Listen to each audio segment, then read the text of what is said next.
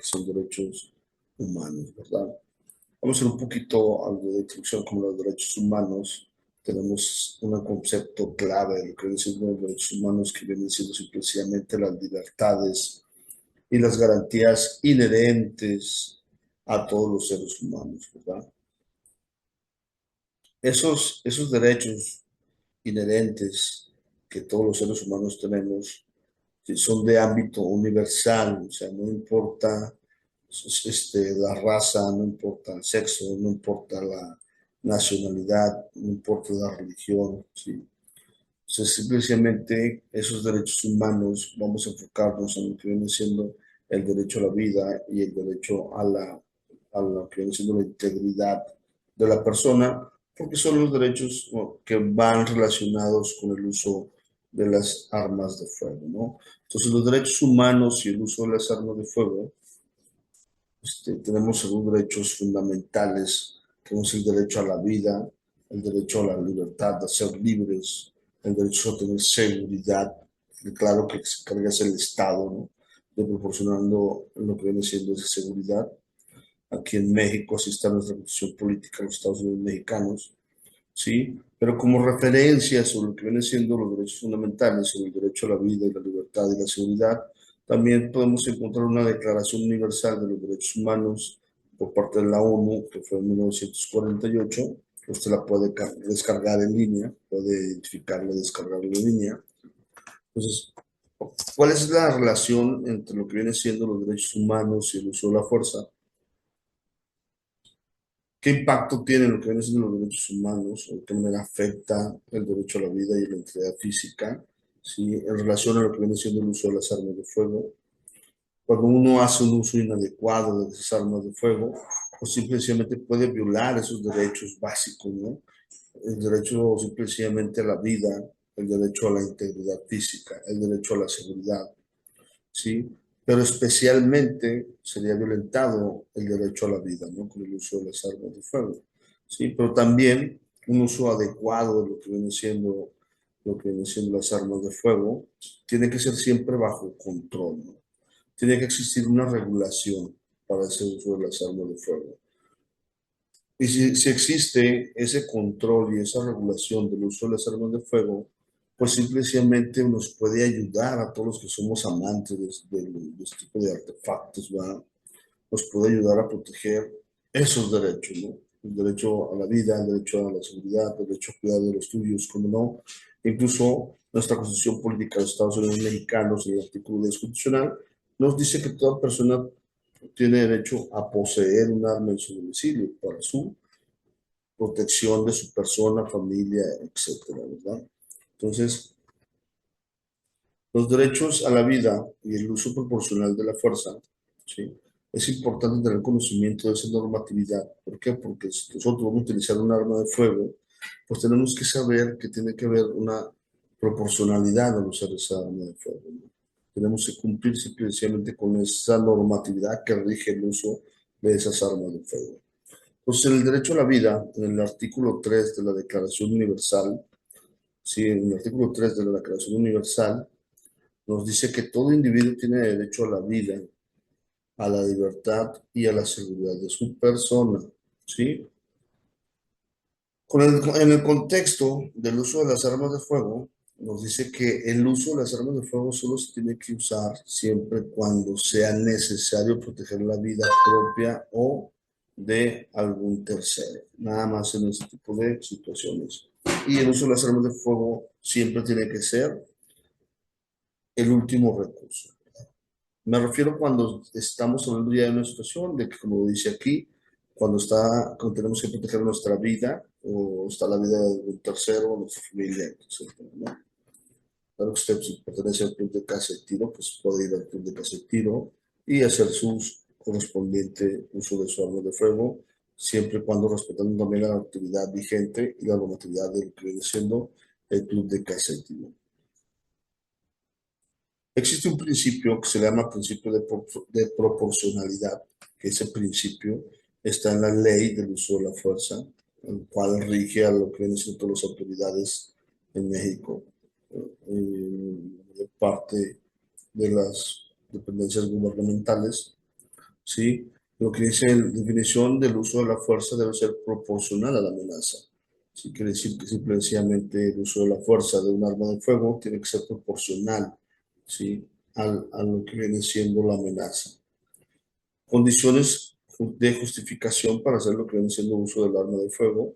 Pues un arma de fuego es el último recurso cuando otras medidas han fallado. Por ejemplo, vuelvo a poner el ejemplo de las corporaciones policiales.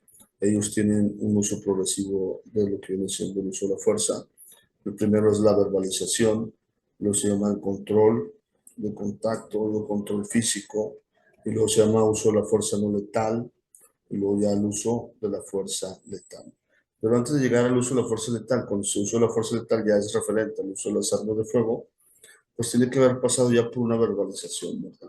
Tuvo que haber pasado por un control de contacto. El control de contacto hace referencia a todo lo que viene siendo esas situaciones donde ya le das un poco más de órdenes, ya tienes más control visual sobre él, un contacto visual, sí, ya un poco más enérgico, lo que vienen siendo las instrucciones. Y ya cuando falla eso, pues ya va el control físico, ¿no?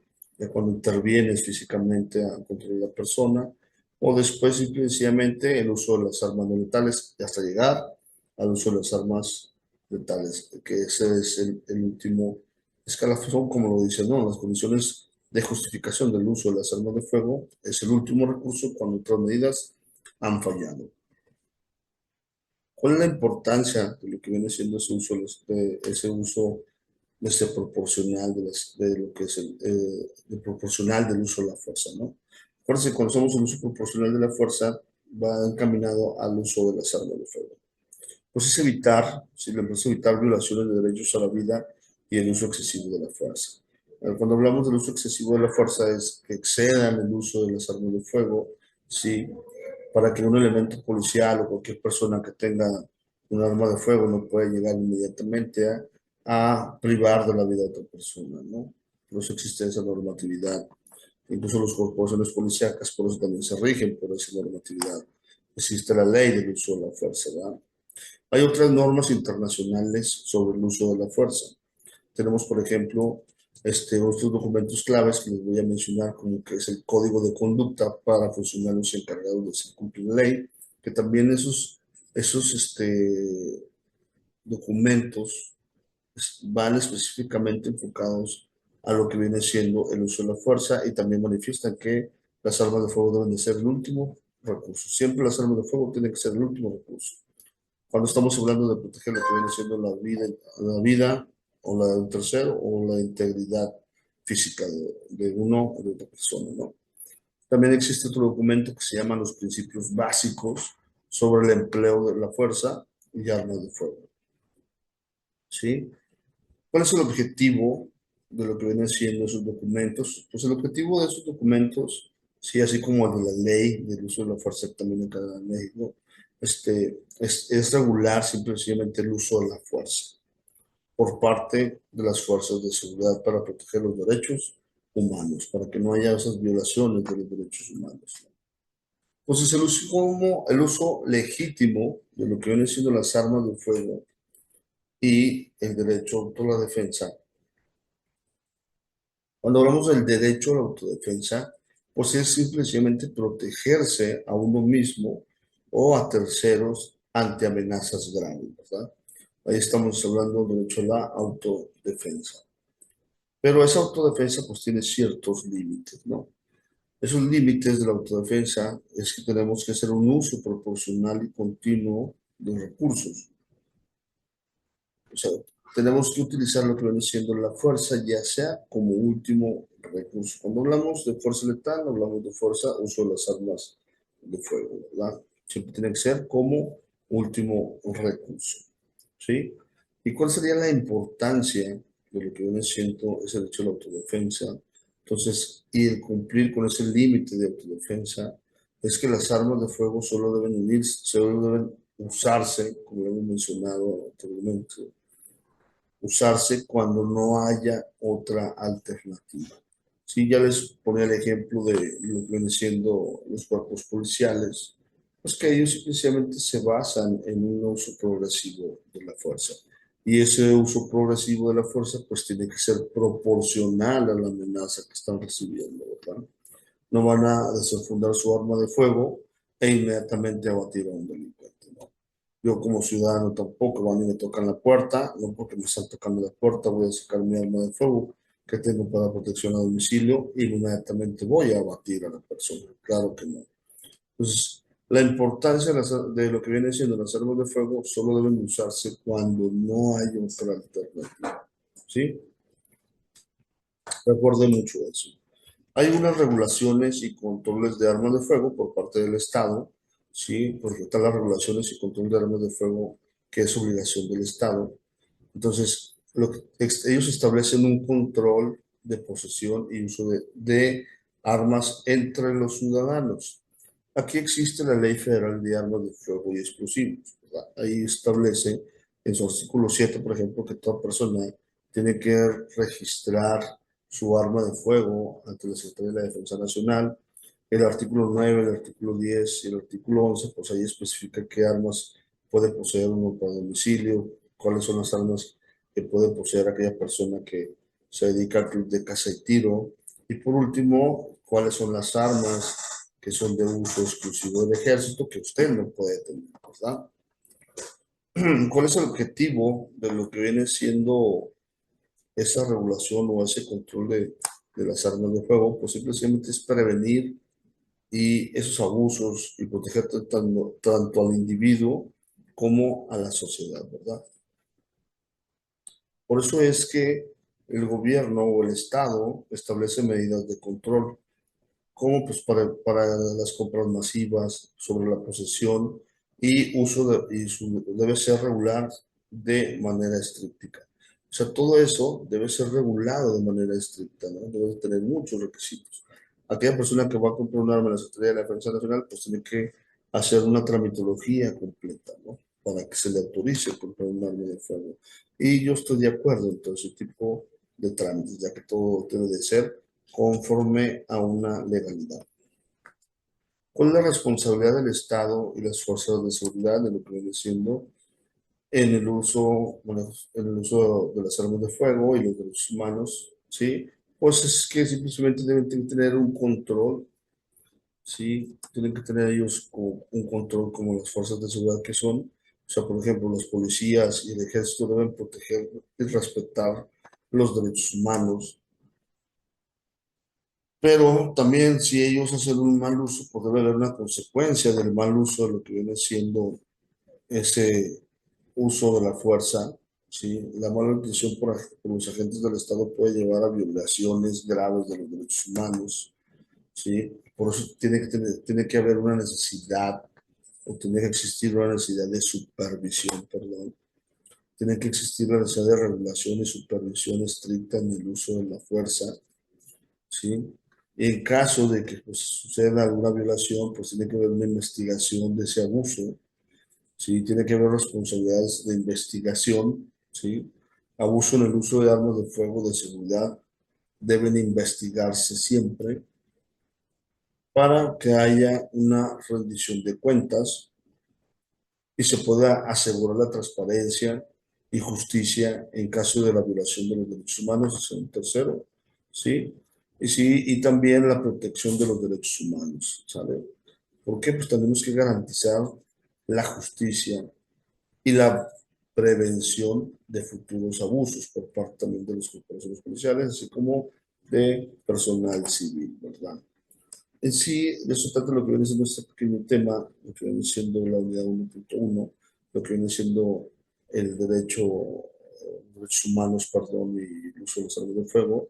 Como resumen, acuérdense que vimos un poquito la definición de derechos humanos, porque también pasábamos, vimos una pasada por lo que es el derechos fundamentales, derecho a la vida, a la libertad y a la seguridad, o sea, un pequeño, como que dice, un paso rápido, un flash, para prácticamente más o menos tener nosotros un poquito de conocimiento acerca de la relación que existe entre los derechos humanos y el uso de las armas de fuego, ¿verdad?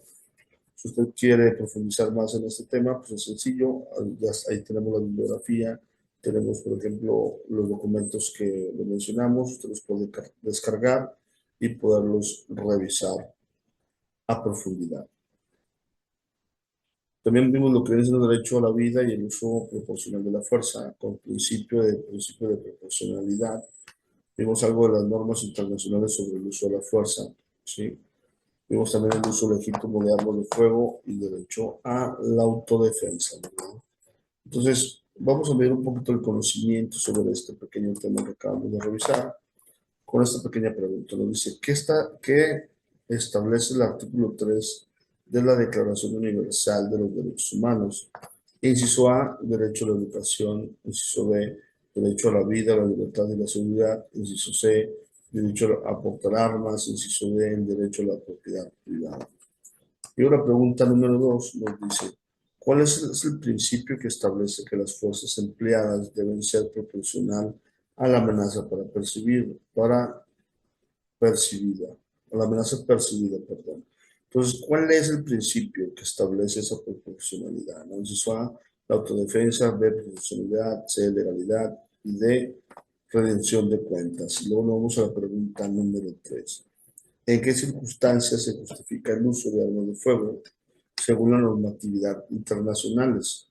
Bueno, pues aquí el inciso A nos dice siempre que el ciudadano lo decida. B, solo como último recurso de manera proporcional a la amenaza. Y C, para disuadir a cualquier sospechoso. D, en situaciones de disturbios. Vamos a contestar, yo sé que usted ya las contestó y ya tiene la respuesta correcta, pero vamos a darle solución. Dice, ¿qué establece el artículo 3 de la Declaración Universal de los Derechos Humanos? Bueno, establece, inciso B, que debe ser derecho a la vida, la libertad y la seguridad. Esa es la respuesta de la número 1. La respuesta de la número 2 que dice, ¿cuál es el principio que establece que la fuerza empleada debe ser proporcional a la amenaza percibida? Pues ahí lo tenemos. Es el inciso B también, que es el derecho o el principio de proporcionalidad. Entonces, ahí mismo lo menciona la pregunta. Y en la pregunta número 3 nos dice, ¿qué circunstancias se justifica el uso de armas de fuego según las normativas internacionales? ¿En qué circunstancias se justifica que una persona o un elemento de seguridad pública utilice un arma de fuego? Pues aquí dice solamente cuando, como último recurso y de manera proporcional a la amenaza, ¿verdad? Es la única forma que se justifica el uso de la fuerza. ¿Sí? Aquí tenemos también la bibliografía, por si quiere usted profundizar más en el tema, pues tenemos la bibliografía, puede conseguir los libros, puede buscar en línea, etcétera, descargarlos y, ¿por qué no? Ponerse a leerlos, ¿verdad? Entonces, por el día de hoy en este tema es todo, chicos. Nos vemos en el siguiente tema, el 1.2, nuevamente Dios. Cuídense mucho, que estén bien. Hasta luego.